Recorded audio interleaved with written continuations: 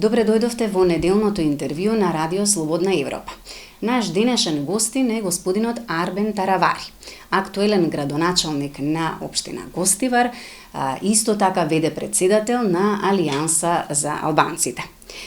Господине Таравари, во најавата спомнав две ваши функции, меѓутоа вие сте првенствено лекар. Ете, интервјуто го снимаме овде на клиниката за неврофизиологија во вашата матична куќа, каде што секоја среда ги прегледувате вашите пациенти. Меѓутоа, во здравството кај нас работите премногу бавно се менуваат. Гледаме дека и понатаму ги има старите проблеми, незадоволни пациенти, недостиг на апарати, на реагенси, па се до афери и обвинувања за исплата на дежурства кои што се повисоки од основната плата на некои лекари. Каде е проблемот според вас и зошто ситуацијата со години наназад не е променета? Токму така, во државата повеќе сегменти, повеќе работи се неубаво организирани, меѓу другото и здравството за жал, некако посебно после пандемијата, а и за време на пандемијата со COVID-19 се покажа дека системот не функционира. Едноставно здравствениот систем пропадна. Може би повеќето луѓе ќе помислат дека ова го кажувам бидејќи јас сум од една опозицијска партија, па го кажувам тоа бидејќи сакам да го критикувам, да ја критикувам власта. Меѓутоа јас си одам со бројки конкретни. Например, со морталитет Македонија е меѓу 4 или 5 држави кои што имаат највисока смртност од COVID-19. Тоа е како последица на неубаво менаџиран здравствен систем за време на пандемијата, меѓутоа и за како последица на нефункционални институции во здравството.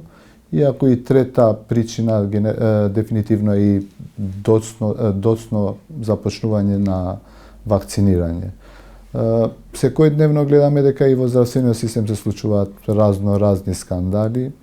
Не успеавме за жал после подолг период да направиме стратегија за здравствениот систем, што недостасува за Македонија. Не само за здравството, тоа треба да има и за образование, и за економија, и за други, да речам, категории во функционирањето на државата. Потоа не успеавме да изградиме, ниту да започнеме со изградба на нов клинички центар. За жал, не успеавме ниту да направиме и регионални клинички болници, иако формално функционираат клинички болници, ако не се лажам, во Битола, Штип, Тетово и Охрид. Да, но вие бевте и на другата страна, значи седевте во столчето како поранешен министер за здравство. Дали поинаку се гледаат работите од таа позиција? Имаше тогаш една анкета, ако не се лажам, на ИРИ, каде што довербата на граѓаните во министерството. И Министерството за здравство, а таму не бев само ја, беа група на мои колеги кои што ми помагаа, заедно со мене работевме. Нашата доверба беше повеќе отколку довербата кон премиерот Заев тогаш, иако тој беше тогаш во кулминација на својата популарност, политичка популарност. Значи, успеавме да ја вратиме довербата на луѓето дека можат да веруваат дека здравствениот систем може да се среди, и тоа е многу битно. Довербата на луѓето во институциите на системот. Меѓутоа, за 100 дена толку може да направите, не ни се даде шанса да продолжиме понатаму. Господине Таравари, втор мандат како градоначалник, ќе обезбедите ли топли училници и како ќе ги платите високите сметки за струја? Јас само ќе ви кажам дека сметките за струја се 4 до 5 пати повисоки. Само за 2-3 месеци ние должиме околу 500.000 евра струја. Значи немавме никакви долгови за струја. За 2-3 месеци имаме толкав долг само за електрична енергија. На тендерот за гориво не се јавува никој, бидејќи знаат дека сме задолжени и ни една компанија не се јавува. Затоа јас тоа што го споделив, тоа што беше наша грижа како општинска администрација, дали ќе успееме да се справиме со овие високи цени на горива и на електрична енергија. Меѓутоа, што Министерството мисли така дека треба да се продолжи, не треба да се прекине, и јас сум за тоа, не сум учениците да не одат на училиште, напротив. Меѓутоа, побарав барем тоа се прифати, цената на електричната енергија што плаќаме за училиштата да не биде како индустријска енергија, туку да биде како за домаќинствата, барем цената. Таа цена е, ако не се лажам, 2-3 пати поевтина. Господине Таравари, од неодамна сте и веде председател на Алијансата на албанците. Што ново и што поразлично може да се очекува од вас? Политиките остануваат исти. Меѓутоа, генерално јас очекувам промени во организација на партијата и веќе интензивно, скоро е месец дена од кога сум назначен за ВД председател, се организираме таму кај што ни беа слаби точки. Посебно Тетово ни беше слаба точка, да речам, од Чаирскиот огранок и други предели. Имавме одреден број на незадоволни членови кои што некако абстенира или паузира. Меѓутоа, имаше простор да се разговара со нив и јас се надевам дека веќе 70-80% од тие луѓе се вратени во структурите на партијата, а искрено имаме и огромен број на интелектуалци кои што прв пат се приклучуваат на Алијанса за албанците и тоа ние ќе почнеме да го направиме, да го работиме како кампања. Се надевам од идната недела ќе ги промовираме тие личности кои што ќе бидат и во различни тела на партијата. Сте за предвремени избори? Ние, видете, секогаш опозицијата е за предвремени избори. Искрено нас ни треба 3-4 месеци, до 5 месеци, некаде март, април, ние сме подготвени. Ако има предвремени избори, секако дека тука сме и биле за предвремени избори. Искрено, во овој период на криза, ја мислам дека треба да бидеме сплотени. Ја дури пред локалните избори минатата година инсистирав на таа експертска, техничка влада, да има една влада која што ќе биде непартиска. Туку поширока од експерти, нормално тие експерти би биле предложени од политичките партии. Експертска влада, како што посакувате, немаме, имаме таква каква што е. Дали во конкретниот случај преговарате за евентуален влез во владата и кои би биле условите, вашите услови за да такво нешто се случи? Значи, ниту преговараме, ниту сме се виделе со некого. Ја мислам дека во ДУИ има настани кои што се многу интересни, кои што полека мислам дека веќе ствараат еден внатрешен хаос кај нив. И мој впечаток е дека тие некако го наметнуваат тоа да се збори Алијанса ќе влезе во владата. Значи, нема ниту преговори, ниту сум се видел со господинот Али Ахмети од 2017 година, не сум го сретнал. Оти имаше и такви вести, се видел Таравари со Ахмети, јавно го кажувам ова.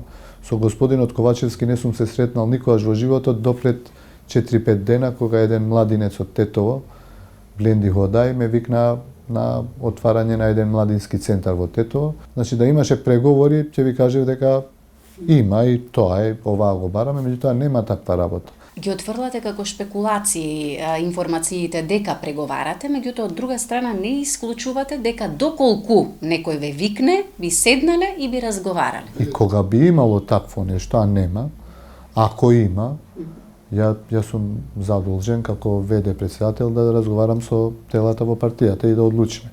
Ова е многу сериозна работа. И да речеш во овој период дека бегам од одговорност, и тоа не е баш добро. И да земеш одговорност во овој период, тоа треба сериозно да се разговара за тоа, да се размисли и да се види кост-бенефитот. Што можеме да помогнеме и на крај да видиме дали со тоа би штетеле на партијата. Дали пратениците на Алијанса, господине Таравари, ќе гласаат за или ќе ги поддржат уставните измени?